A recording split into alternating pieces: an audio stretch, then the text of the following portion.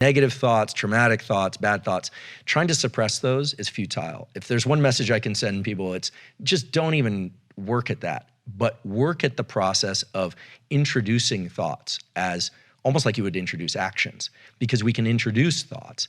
And Carol Dweck has talked about this, that positive self-talk is not the same thing as growth mindset, because positive self-talk is almost always linked to the ultimate outcome. If I'm losing badly in something and I tell myself I'm doing great, I know that I'm lying. Yeah, there's no dopamine release from that.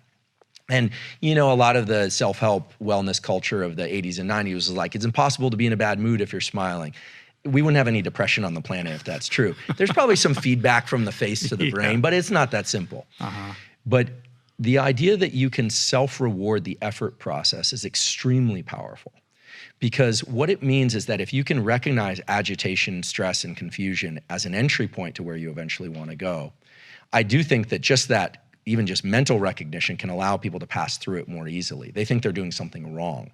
And then rewarding yourself when you achieve any milestone, like running to a particular location if you're trying to run a long distance, and then registering that as a partial win.